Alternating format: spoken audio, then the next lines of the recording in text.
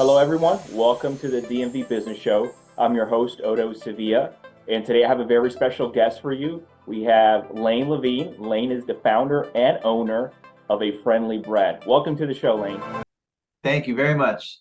Thank you. Really appreciate you taking the time out and being with us here today. Before we go into your story and journey, if you can give the audience, Lane, just a brief general overview if they haven't heard of A Friendly Bread. What is A Friendly Bread? Absolutely. Friendly Bread started 5 years ago as an artisan bread company. We were selling our fresh sourdough at farmers markets, and then we became the milkman for fresh, delicious bread. And just in the last year and a half, we've transitioned fully to being a consumer packaged goods company, still using our sourdough bread at the base of all of our products. And our main product line is frozen sourdough grilled cheese that we sell in over 500 grocery stores. Wow. So in the past year and a half, I guess you focus more on the direct to consumer market. In the before the last year and a half, yes, it was farmers markets, all direct to consumer.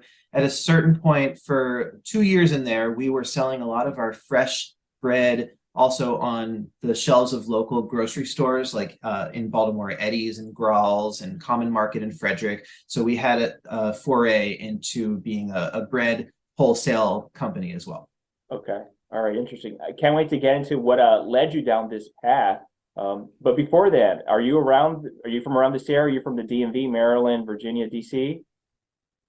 I grew up in Owings Mills from,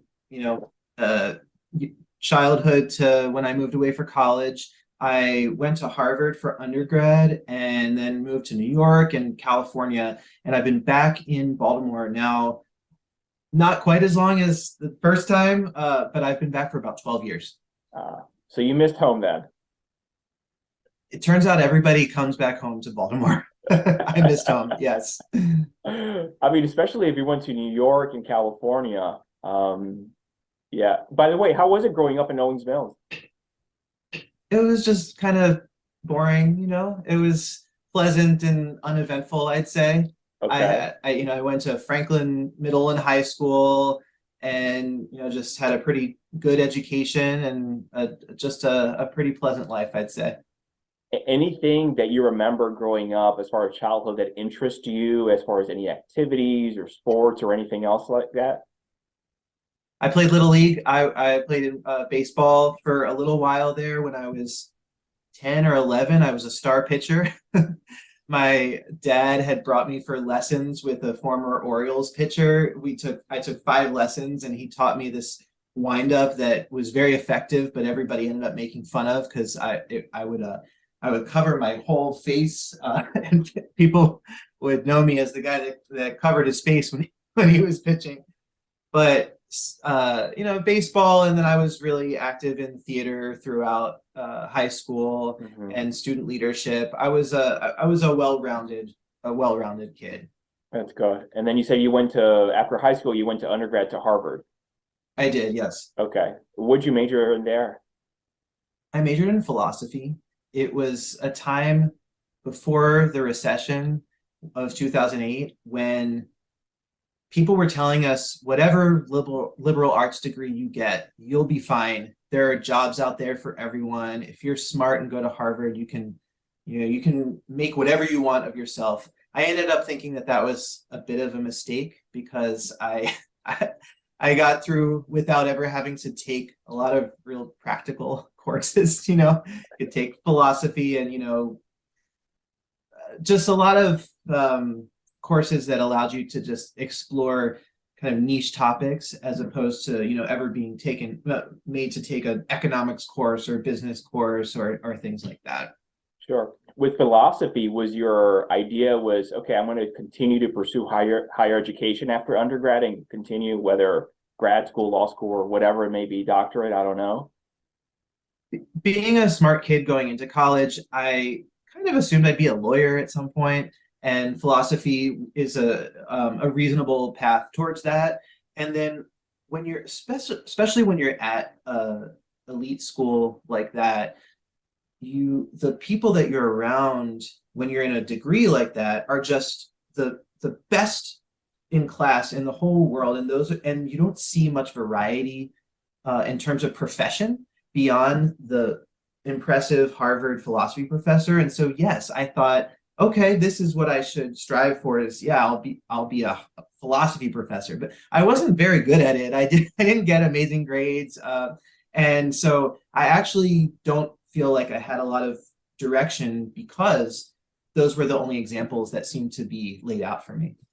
Well, I'm sure you did pretty well with education, since you were able to attend Harvard. Not many, I mean, less than 1% are able to go to a institution like that. Yes, it was an accomplishment to get in there.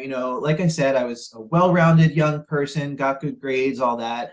And actually, people would say, once you've gotten there, that's an accomplishment in itself, and you don't have to always be getting straight A's once you're there. And I internalized that and thought, okay, that'll be okay. I don't have to stress myself out all the time. And first semester grades come around, and my grades are whatever, the kind of lower than I'd ever seen in high school. And I was like, okay, this is what they told me. And then my roommate and my other best friends, everyone was getting straight A's, and I was like, man, like, the pressure's on. I didn't know that. I didn't realize that. So it actually, I actually feel like I choked a little bit. I got a little intimidated by how high achieving everyone continued to be all around me, and it inhibited me a little bit. It made me not actually not strive as much when I was in college. I see. So did it change after that, or you just sort of continue that way as far as the grades at Harvard? I graduated, and I think I had like a 3.2 GPA, which like, it's Yeah, fine, yeah, it's fine. Yeah. Hey, And from Harvard, come on. yeah, I'll take the win on that. And but in senior year, all the students who had been working really hard and learning some of those more practical skills, they were getting all the interviews with the consulting firms, making lots of money right out of college. And I actually didn't have a lot of options laid out for me, but I had participated in some nonprofit work as a volunteer, and got sucked into that in my post college years, and it appealed to me. In those years between ages 22 and end of my 20s, the idealism part of your brain is very strong, and I like the idea of these intangible goals of social change having methodology and rules applied to them so that you could be trained in community organizing, which is what I was trained in, and have steps that you could take to make social change. Ultimately, I was disappointed because those methodologies and rules, they're just a best attempt at putting order on that kind of thing. And sometimes when we had funders or just people that we were trying to win over or impress and prove that we could get this work done, we were making promises that just didn't feel true. Like, how many people you can engage, or what kind of societal like sea change in people's political thinking. We were claiming all these kinds of changes we had made, and it never felt like we actually were doing that. And that was really the seed to my eventually leaving the nonprofit world. Okay. And the nonprofit, is that what sort of led you? You said you went to California and New York. Is that what led you to those places? New York was where I, yes, became a community organizer. I first worked for GLSEN, which is the Gay, Lesbian, and Straight Education Network, and I was working on issues of high school bullying, mostly against LGBT young people. And then I moved into this really wonderful organization called Jews for Racial and Economic Justice. We worked on a campaign to pass legislation for a domestic workers' bill of rights, which was focusing on the abuses of nannies and housekeepers in New York and beyond. And we actually were organizing privileged, wealthy, but liberal Jews to show up in solidarity as in support of these laws, in many cases, them being the actual employers of domestic workers. So that when we would go to legislators, who thought that their constituency was rich people who employ nannies and housekeepers, and then who would not want legislation protecting those workers. We were able to say, no, actually, we have these people who think that it is in the best interest of the worker and of their own household to have rules and best practices. So it was really interesting, felt effective, and 20 years since they started, which is like now-ish, they are passing a lot of these laws. But I didn't have the patience to stick with it for that long haul. It wasn't feeding me. And in some ways, that's my own privilege that, it wasn't my own life that was at stake. But regardless, it was something that I wasn't able to keep my whole passion into.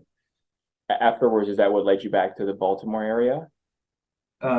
Yeah, well, so California, I met my now husband when I was living in New York, and he had his own journey of just being sick of the beginning of his career, and he decided to get a degree in social work, and he wanted to move out to just a completely different place, and I decided to go with him. I kept doing some nonprofit work out there too, and was still doing nonprofit work when I moved back to Baltimore. And really, I came back to Baltimore because my grandfather had taken a turn with an illness, and at the time, I was the only person who wasn't fully employed in my family, or I guess you could say I was unemployed. And I thought, why am I out here in this remote area when I could be back home helping my grandfather? And once I came back, I still spent a number of years in the nonprofit sector, actually working with seniors, working on initiatives to help seniors more comfortably age in place in their homes, and ultimately worked at a hospital working on public health related issues, and that was my last nonprofit job, and I had a good go of it for about 12 years. During this time, were you thinking ever in the back of your mind or anywhere as far as maybe a possible business idea or business brewing, or? Tiny bit. Okay. Back to when I was a kid, my dad, who was a teacher, he used to say to me, the only way to really be secure financially is to work for yourself. He had never had a business or anything, but he was always trying to push me on these like little ideas. So once he bought me a whole bunch of like fancy lollipops and had me go sell them in school. And then another time he, I wouldn't say forced, but he directed me and my sister to create a neighborhood newsletter where we would sell ads like to our neighbors. And none of that ever really took. It felt a little out of my comfort zone. Later on, when I was working on this initiative with seniors, so fast forward 20 years, I thought the service that I'm providing, being an organizer, could be useful to institutions. It could be something that maybe a senior living facility would want to pay someone to create a support network, a volunteer network among the people that live there. And so I started to formulate a business idea to create some kind of consulting system to make those things happen. But I ultimately, what I now know looking back at it, I never loved the mechanics of organizing. I never loved those intangible sets of goals and the ways that it always felt like we were falling short from meeting them. And so it ultimately was not in the cards for me to develop like a consultant-based business. It was years later when I was going to develop something that was an actual thing you could hold in your hand and be part of the goods exchange in the economy. Lane, how did the idea of a friendly bread come about?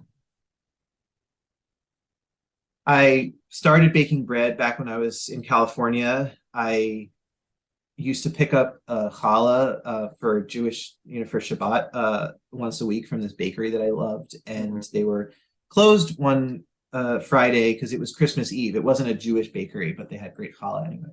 And that was the day that I took it upon myself to learn to make my first loaf of bread, a challah. And that was just always a hobby. And I also really never loved bread growing up. I didn't like how it got soggy. My mom would send me to school with a bag of crackers and a bag of lunch meat. I would make my own sandwich on the spot. I just hated soggy bread. And so later, with bread as a hobby, I discovered sourdough. This was before everyone started doing it, at the beginning of COVID. But sourdough is a challenge, and so it keeps you hooked, but it also has these qualities that a non-bread lover can still really get behind. It's chewy and crusty, doesn't really get soggy, it's delicious. And so at a certain point when I was making the bread, experimenting with it, I'd bring it in to work after the weekend was over. I was giving extra bread to my boss, and she kept saying, "Stop giving me this for free. I'm going to pay you for it." And my one of my best friends would tell me, "Oh, you just can't get good bread in Baltimore. You gotta, you could sell this. People would be interested in it." And I started just doing that on the weekends to those kinds of people, my boss, my good friends, my family, and I would, bake Saturday night. People would come to my house, pick it up on Sunday, and at a certain point, the role that I had at the hospital was changing a little bit, and I had a talk with my boss and said, "Look, like, this bread thing is going well. You're one of my best customers. What do you think? Like, I'm not really going to enjoy what this role is turning into. Do you think this is, should I go?" She's like, "Yeah, go do the bread thing." Best wishes. We're still good friends to this day. And, so those were the makings of it. It was just, I'm going to make the good bread in Baltimore that people say you can't find. And the other thing I think that set me on the path to one day turning it into what I turned it into was I met a mentor early on who had decades ago started restaurants in Baltimore, and he had attempted to bring an artisan bread concept to town, and it didn't really take off. And he said to me, "Look, the reason you can't get good bread in Baltimore is because there's just not enough of a market for this kind of artisan bread. Not enough people will understand what you're doing. You got to have some other take on it. You got to be doing it in a different delivery channel or something different with it." And that's why throughout the years, it wasn't just open a bakery. It was, okay, bread delivery, milkman for bread. And then ultimately, when the grilled cheese idea came about, which I can tell you more about, that seemed like a unique application of this great tasting quality product that people were not used to but could really love. And so that initial advice carried a through line to what we're doing today. Sure. Lane, when you sort of jump ship and leave the hospital to dedicate full time to the bread making, let's call it, were you at that time? I know you said you had customers. One of your bosses was a customer. You were getting paid at that time already, right? As far as the bread. Yes, I was. Okay. But this all happened a little bit quickly at the end, because what happened was my boss gave me the opportunity to go down to 4 days a week, and with that extra day, I set up in a commercial kitchen, Be More Kitchen, which is a shared kitchen that we're actually still operating out of. And I made enough time for myself to be able to sell at farmers markets. And I did 1 or 2 weekends, proved the concept at the farmers markets, and said, all right, if I go off and do this, there'll be at least enough money to pay the rent at this kitchen. And so it was really after those like 2 weekends where I said, all right, I think we got this. But it wasn't much, it wasn't much more than that. So the farmers market was sort of it wasn't the beginning, but that gave the momentum to everything. It did, yeah, right. It was, doing it out of my house was it was a step more than, oh, my mom loves my bread, right? Sure. But it wasn't the public market. And so yes, the farmers market was the one that said, if you bring this to a place where people have their wallets open and they are buying other things, they will buy your thing too. And that that was enough to me. I love that. Just reminds me of an episode we recently have. It's a juicing company right there out of Baltimore. It started with farmers markets just like that, and they recently opened their first brick and mortar cafe juicing location recently. And it all started with just farmers market, and they just went everywhere with farmers market. Did they just do one or two? Yeah, they went wild. Farmers markets are such a good, important proving ground because it's a low risk, and it also gives you direct contact with customers, and it gives you practice working with customers. It gives you a chance to develop the product. Ultimately, it was way too grueling for me. I did not want to be out there in the sun, the rain, the wind. I wanted to my goal, and my goal really to this day, is to do something that brings me comfort and dignity. And I'm not trying to sell $1 billion company. That's just not what I'm here for. But I miss the stability of a salary, and it would just be nice to build something that allows me and my employees to live a comfortable life, do something that people like. And so farmers markets and really just grinding myself down, that was not going to work forever. So was it then that you decide to start with the whole milkman, a delivery of bread? That was happening kind of alongside of the farmers market Okay. thing. I was developed, because I had this email list from my house. It was really, the milkman part was actually the evolution away from my house into still getting bread to people directly. I just didn't have the time, space, or desire to be sitting at home waiting for people to pick it up. And so instead, I set up a network, kind of like a CSA, community supported agriculture, where farms will they'll have an agreement with, say a local grocery store or a wine store, where customers can get their pickup at that store. And so I set it up so customers could order bread from me, and we would drop off on a route mostly to wine stores. And then it was actually when COVID hit that it made sense to say, all right, we will do this directly to your home, no contact delivery, all that stuff. Mhm. And people were more than happy to pay a little delivery fee. And so that was the through line for that. Which was the evolution of people coming to my house versus me putting it in this intermediate space and then just taking it to their house. Lane, around that time when COVID hit, were you already in certain stores and locations, or you weren't there penetrating stores yet? We were not in stores yet, actually. Okay. I think there might have been one store, a small store in Baltimore that we still work with, called Rooftop Hot, that we had done a little bit of retail bread with. And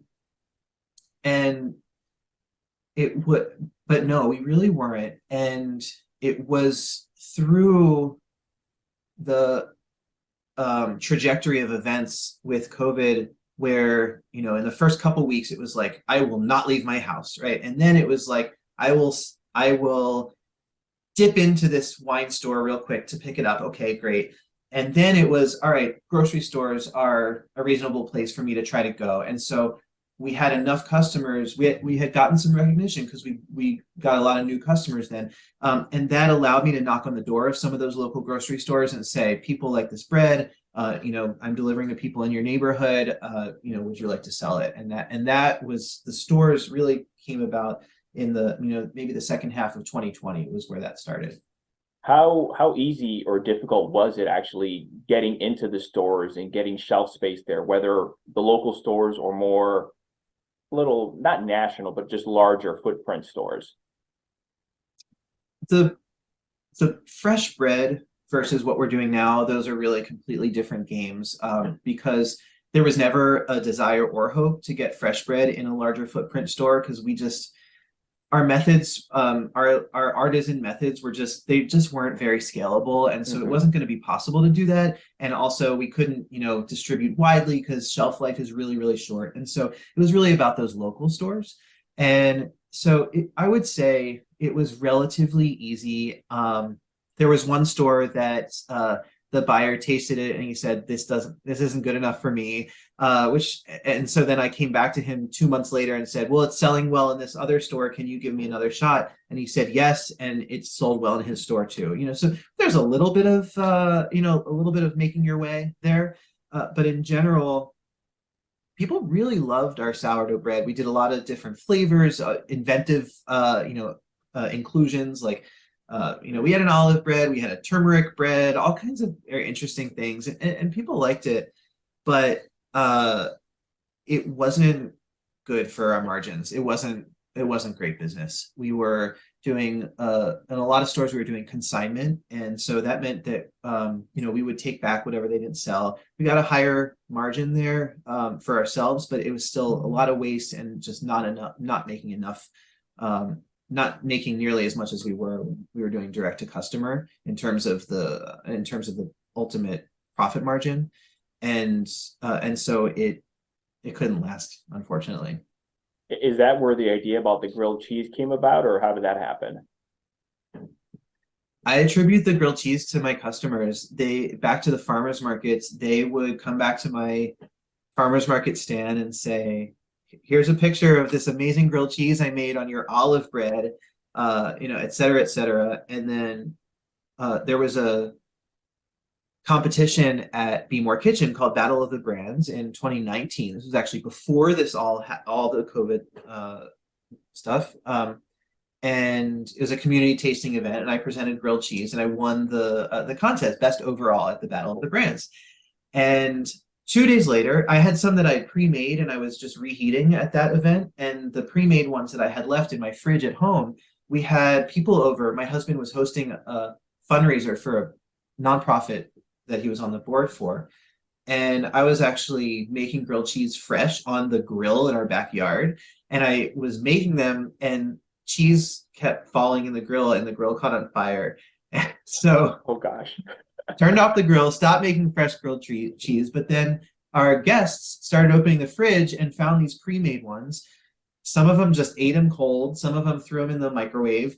And it was actually then that was the first time I ever thought of making a packaged product for a grocery store shelf. Okay. And the idea sat dormant because the demand for our fresh bread delivery really took center stage during COVID. And then when that really died down, anytime I'd mention it offhand to actually our the stores that we were selling to, they would say, "Oh, tell me about that grilled cheese." And some of them would kind of jokingly say, "All right, we'll order 20 loaves of bread and a case of grilled cheese," knowing that I wasn't making it yet. And I just I just took some extra time to experiment with it and realized this is a great idea. It could really hit, and it has a uniqueness. I myself as a shopper find myself more and more being a convenience shopper. I'm buying the pre-cut vegetables, the heat in bag dinner, and I think convenience products are becoming a lot more popular. And so, at first, you get a lot of feedback. Oh, grilled cheese, a frozen grilled cheese. I can make that at home. That is so lazy to have to get a frozen grilled cheese, but that's only some people. A lot of people want convenience and they love grilled cheese. So why is this product missing from the shelf? And so we found that open spot and created it. Is that, you would say, where the focus is now, or how is it? The focus. As far as with the grilled cheese and growing, scaling that. Oh yeah, the focus is on being in grocery store shelves, and we currently have 4 flavors that we think are a really solid set of items, and so we're trying to take those and get them into grocery stores on a large scale. I've calculated that we need to be in 1,000 stores in order to be profitable. Frozen products move really slowly on the shelves, and so you need to be you have to be present in a lot of places to have enough volume to make the money. And so we're currently at 530 stores, and we're waiting on some answers from some larger chains that could get us to 1,000 this year. And then in addition, there's a great opportunity for food service. So, besides the convenience shopper that's like maybe the older widow who doesn't want to make a whole meal for just one, or the millennial that's working from home and just needs to throw something in the toaster oven. Aside from them, you got the drunk and high college students who are going to really want a grilled cheese that they can heat up at 2 a.m. And so we're starting on a contract with Aramark through at Towson University, where we're starting in mid-August. We're going to be putting the product in their student cafes, like the on-campus coffee shops, and their student convenience stores. And this will be our first foray into food service, and it could be awesome. We don't know yet. That's awesome. Congrats on that. Thanks. Like, Thank you. how did you go about, I guess, getting the word out, spreading the word that a friendly bread is here. This is what we're doing. And, just as far as the marketing efforts. I had the great advantage of 5 years of experience having local customers. And so that includes a 2,500 person email list. And so before I finished developing it, I emailed customers and sent out a survey and said, I little, by the way, I've done 70% of an MBA program. And so I got some like really good education in market research and other fundamentals of business. And so I knew how to do this kind of survey where I would try to pull out, all right, what are the things that are important to people? What are the ways that they might imagine using this product? Knowing that this is going to be a frozen product and not something you're getting at a gourmet restaurant, what are the most important things that you would still need if you were going to buy this off the shelf? Even knowing that you might be lowering your standards from a gourmet one at a restaurant. And so I took in all that feedback from these same customers who used to come and tell me, I made a great grilled cheese with your product, right? So knowing that this was kind of the right customer base that I wanted to satisfy, and made sure that the product would hit those boxes. And then once I had developed the first prototypes, we were actually still doing bread delivery at the time. So people with their bread order, they could order a grilled cheese and they could put in a coupon code for a free one in exchange for a review / feedback. So I could make sure, we were making the product to the standards that they had set for me. And so it was that, that engaging the customers in that process was the first wave of marketing. Beyond that, it's keeping those customers updated. It's having a decent social media presence, and then once you make this leap into the world of larger grocery, there's a whole other set of promotional mechanics that you just are expected to engage in, and they work, like putting your product on discount 4 times a year, paying to be in the the online circular, putting out a shelf talker, like a sticker on the freezer door. All these things are kind of like conventional grocery things, and they work. They encourage new customers to try the product. And what I'll say finally, I don't know how much this actually works, but I think it's just helps us maintain a brand, is I gravitate towards this older widow demographic. I used to work with seniors, and so I make myself and my business very open and accessible to that type of customer.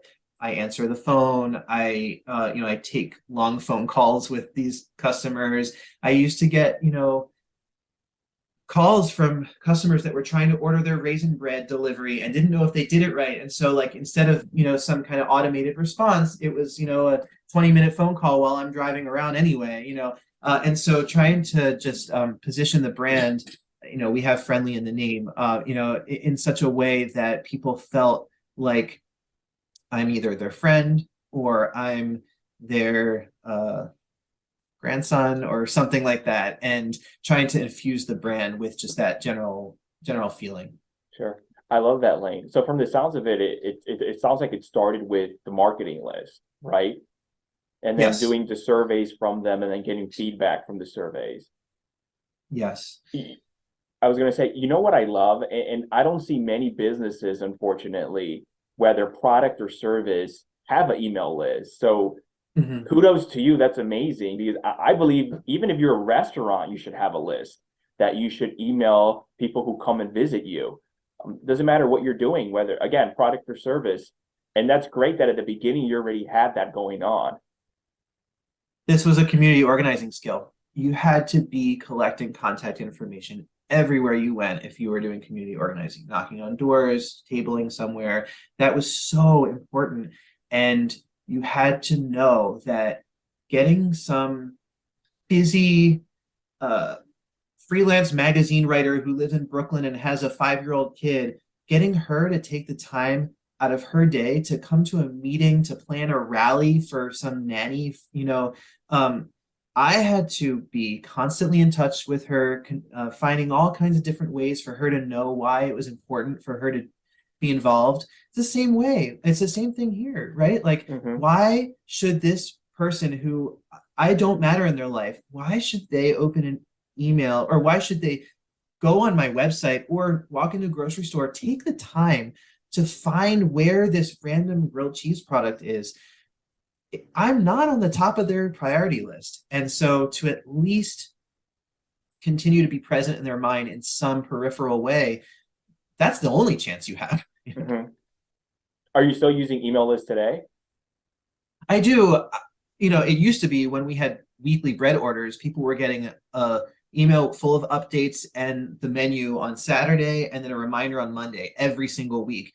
And now it's a lot less frequent. It's a lot less dynamic. There's not as many things to um, um, update people on, and there's not as many calls to action. And so I don't want to bother people too much. Sure. But yes, they still are getting these updates and responding and interacting with me. Sure. What do you send them out? Like weekly or every bi-weekly, monthly, quarterly? When it Whenever? seems necessary. Oh, okay. I don't know. I don't know Yeah, if I you had mean, a system set up. I should, but I don't. So it's I would say it's like every 3 weeks, something like that on average.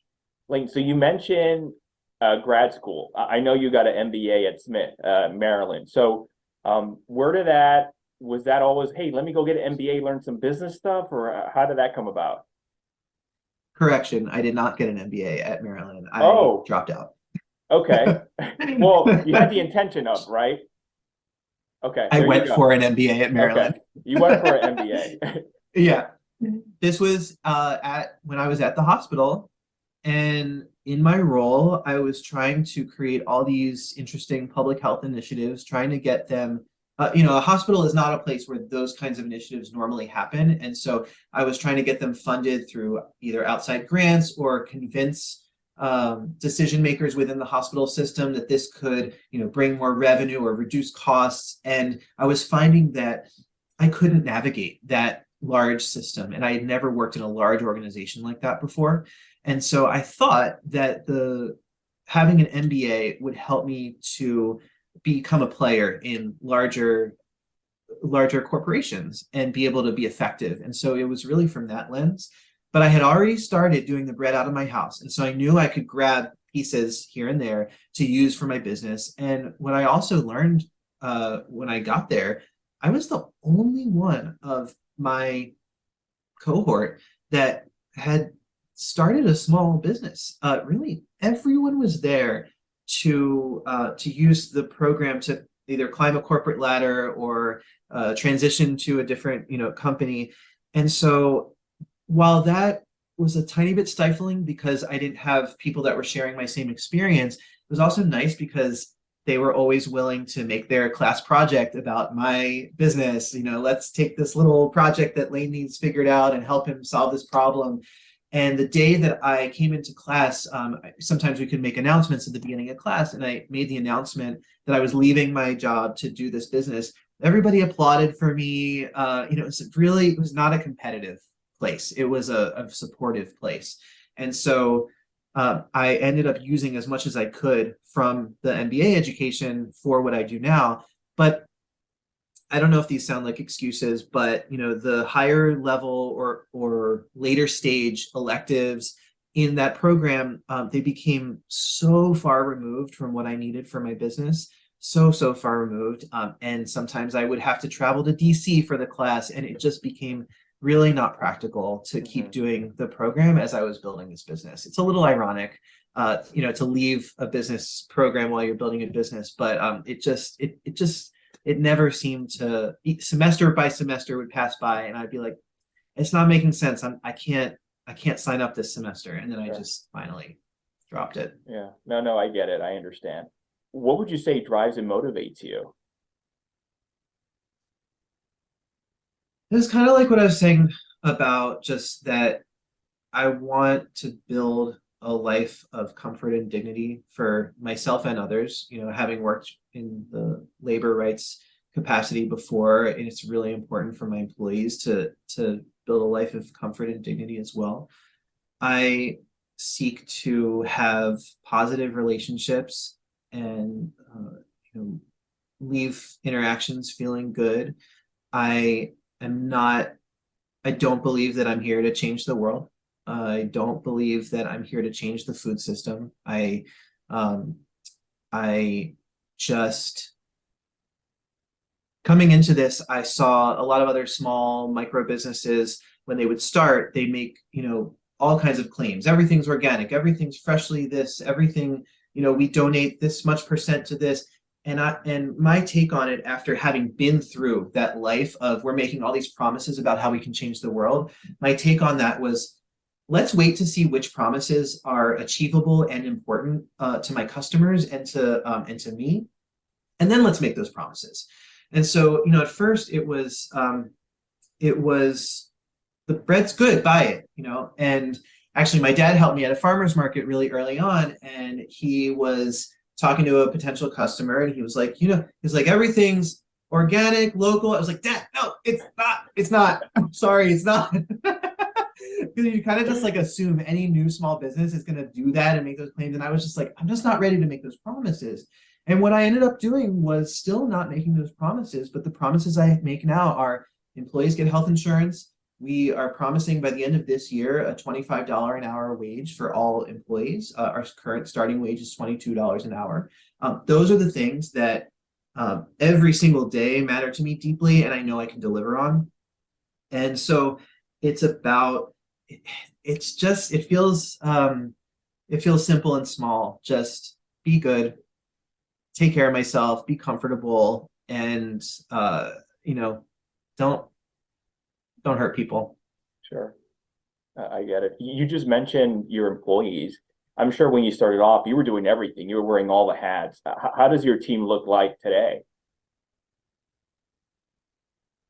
It's administratively, I'm still the only one doing that work. And so the whole team is production team. And then there's, a couple freelance contractors that do, graphic design, and a couple that go out and do the tasting demos at stores.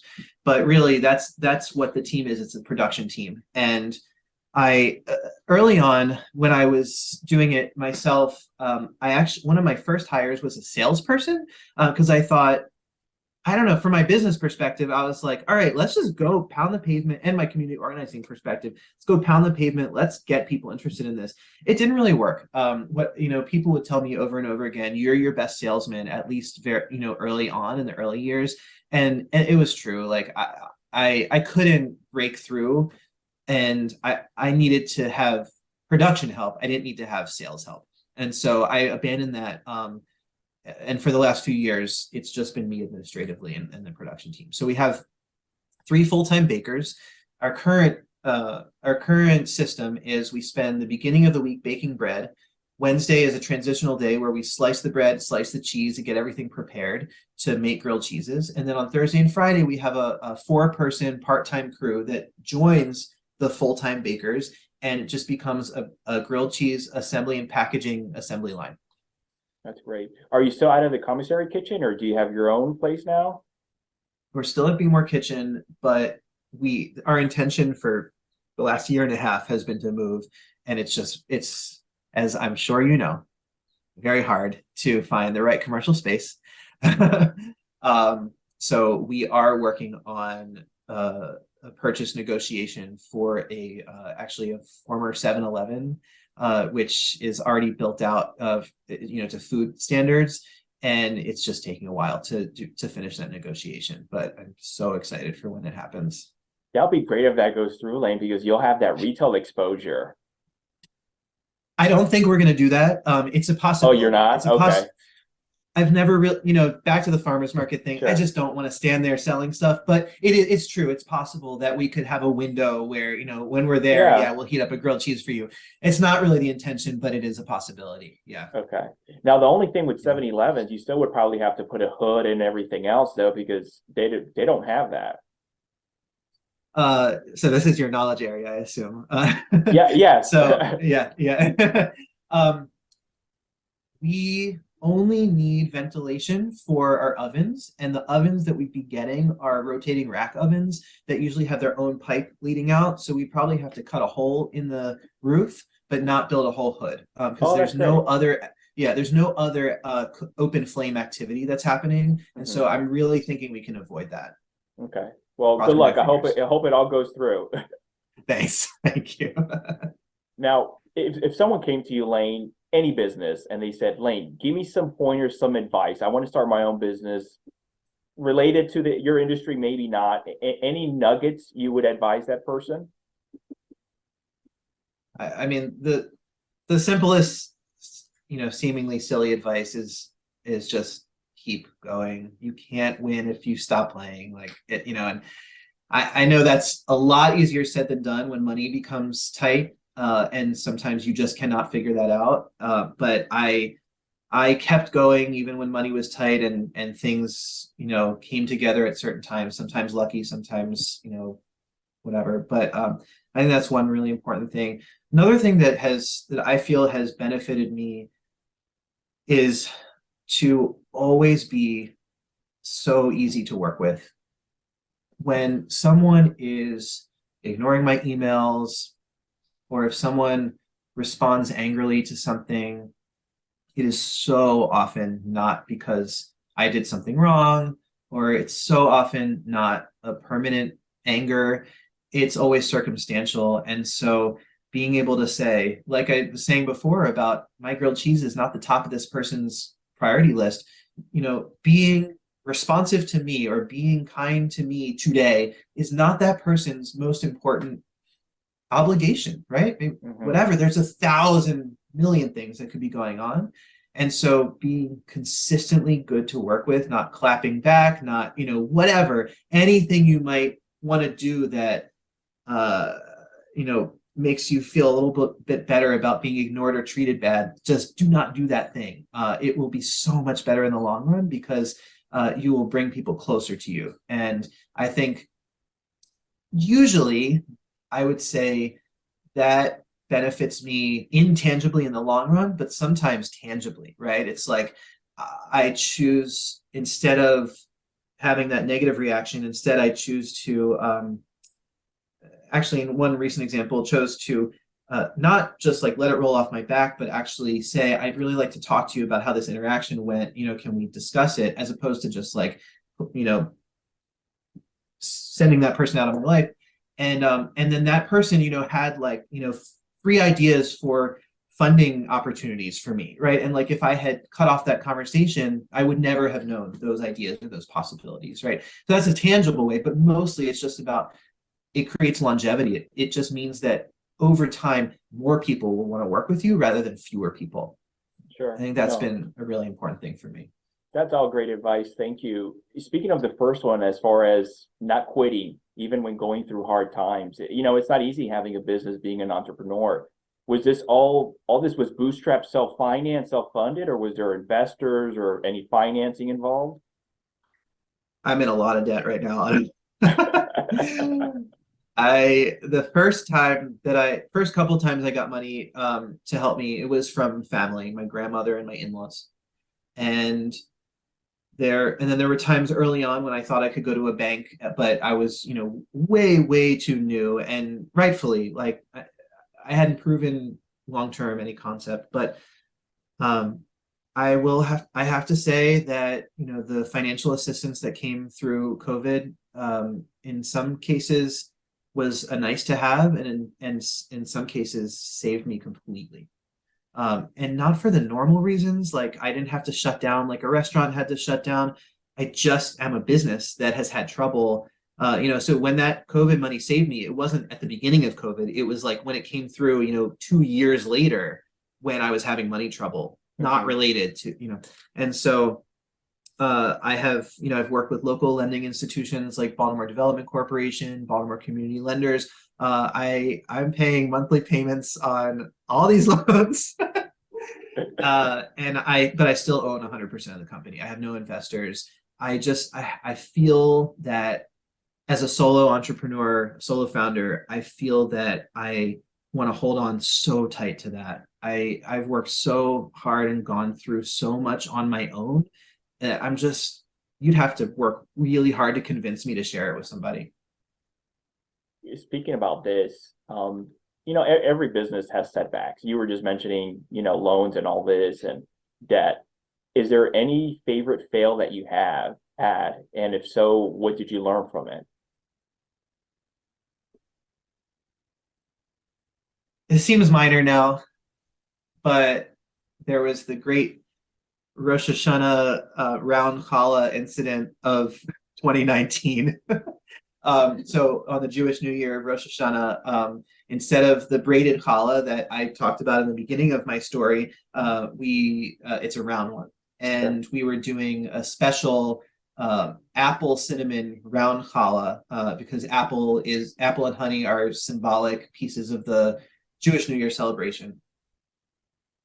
And I was trying, I haven't gone into really any depth at all about sourdough and like just how it all works, but I was trying to make this a sourdough only challah without any commercial yeast. And so that makes it more difficult. It takes longer to make. And it can also, even if you do it right, it can be like kind of denser and like kind of like sour tasting like sourdough, just different too.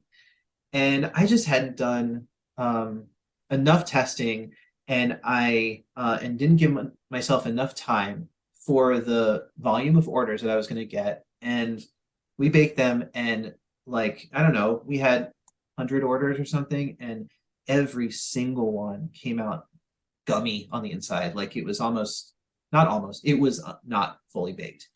And I realized that the morning that I was supposed to package them up and get them delivered. And the lesson is I survived. Like, who cares? Other lessons are communicate with your customers. Like, they'll be nice about it. Some weren't nice about it, but that's okay. And there's just the refrain of it's just bread. And I actually remember back in the day with the nonprofit work, I was doing a newsletter once, and we were behind getting it, to the printer, and I gave some attitude to the marketing person, and she said to me, she's like, "Why? Calm down. There's no such thing as a philanthropic emergency." And that's true for like literally everything except for human health, right? There is no such thing as an emergency in anything we all are doing. And so just being able to know that, you're in this crisis, and then on the other side of it, it's fine. Like, it was a challah, like you were low on the priority list of that person who had ordered it. They don't care. And so that, it allowed me to always remember to come back from inside myself when there's some kind of crisis, like either reminding myself, oh, I'm sure 1,000 people have had the same problem before and they survived, or nobody cares. Nobody cares. It's fine. Yeah. No, that's a very good perspective to have, because sometimes when you're in it, you think the world's ending, but in reality, just like you said, it's not. It's so far from ending. Lane, any specific habits or traits you feel that you have that have helped you on the business or even just on the personal side of things? I think there were elements of community organizing that stuck with me along the way. Like I mentioned, being easy to work with, maintaining presence in people's minds. But also, there was a long time where in these organizations that I worked in, we got a lot of good training on leadership and management. But honestly, when I was in those jobs, I wasn't a great manager. I had conflict, and I attribute it mostly to the intangible goals that we had in front of us, and trying to create accountability around things that you just could not pin down. And so a lot of conflict arose from that. But bringing that with me to now a business where there are tangible goals. Did the bread get baked? Did this, whatever, did we meet the order? And still bringing those soft skills of management and group leadership. Those skills end up being unusual for people in this industry. I have people that are, say to me, "Oh, I would get yelled at every day by the chef at, the restaurant job I had. And so all I have to do is just use a little sprinkling of those good nonprofit skills, and I can build a nurturing, respectful workplace. And I think being really forced to try my best to use those skills in that intangible environment really honed that for where I am now. What would you say is your biggest challenge with your role today at A Friendly Bread? Where we are right now at this very moment is that we're on the precipice of a lot of expansion. This is the first time I've really ever felt like this. I think we're getting a lot of yeses, a lot of interest, and I have really not even questioned whether we're going to keep making it ourselves. I want to manufacture this product ourselves. And so being able to always match our capacity with the sales volume, and that goes in both directions, right? I might be anticipating a gigantic order, and so I hire up, and then the order's not as big, and so then I've overhired and I'm losing money, versus we can't keep up. And what I'm glad about is that all along we have been building kind of slowly to this point, and so we've been able to build some systems and test out, when you expand this much, does it help or whatever. But I think it's just the most important thing for me to keep a focus on is that balance, is matching capacity with sales. That's a fine line right there.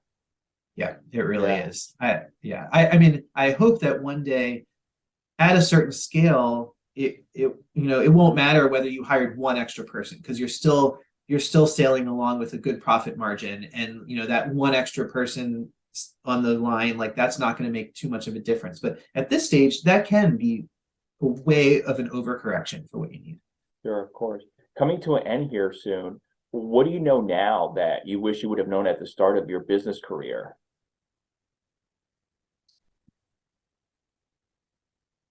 I know that it helps when you treat an idea with the full seriousness that it deserves.